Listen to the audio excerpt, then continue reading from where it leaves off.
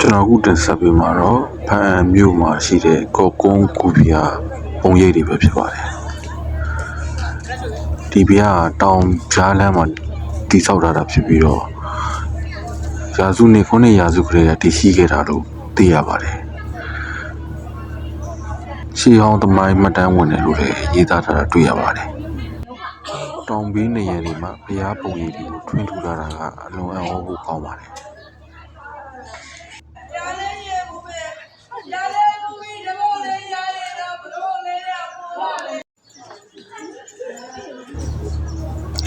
တောင်ဘေးမှာဇင်းကြံပြုလုပ်ထားပြီး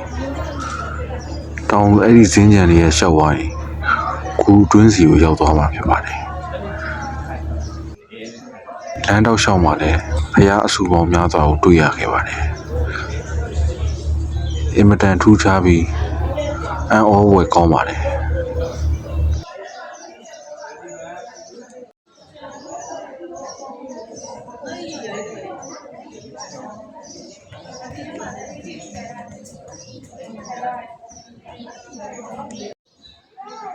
ဒါလေးတွေကတော့ရှေးဟောင်းဖျားလေးတွေပဲဖြစ်ပါတယ်လွန်ခဲ့တဲ့ရာစုနှစ်ပေါင်းများစွာကတည်ထားခဲ့တဲ့ရှေးဟောင်းဖျားပုံစံလေးတွေပါ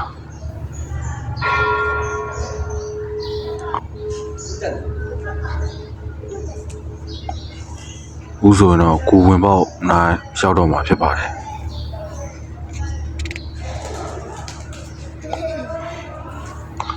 လွန်စွာတက်ပေလာတဲ့ဖျားပေါင်းများစွာကိုမြင်တွေ့ခဲ့ရပါတယ်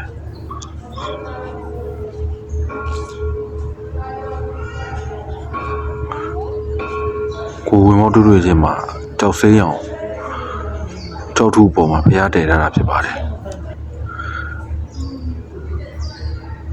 အလွန်အစိမ်းအောင်တောက်ပနေပြီအံ့ဩဖွယ်ကောင်းလာပါတယ်ဒါကတော့ကိုဝင်ပေါက်အပေါ်ဒီမှာဖျားတည်ထားတာပါအလွန်ထိကောင်းတဲ့ရှုခင်းပါပဲ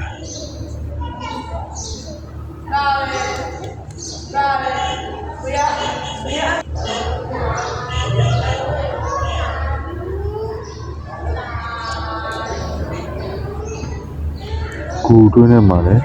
အဲလျောင်းနေတဲ့ရွှေစာလျောင်းဖျားစွာတွေ့ရပြီကျွန်တော်တို့ကူကနေပြန်ထွက်တော့မှာဖြစ်ပါတယ်အခုမြင်တွေ့ရတဲ့ကော့ကုန်းကူဖျားမှာတော့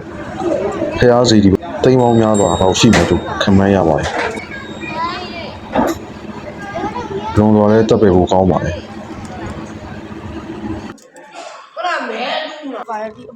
အော်မှာထုံလို့လာဖျားရရမ်းစမှာလေဒီတော့တော့ဘာလို့ဒီရောက်ဒီတက်ထူတော့ဒီတော့ဘူးတော့ဘာဖြစ်လို့လဲတောင်းပါဘူးနော်အေးဘောဒလာမင်းတို့တဲ့တိတ်လာစားတဲ့ကံကြောက်အဲ့ဒီလိုဘဝမင်း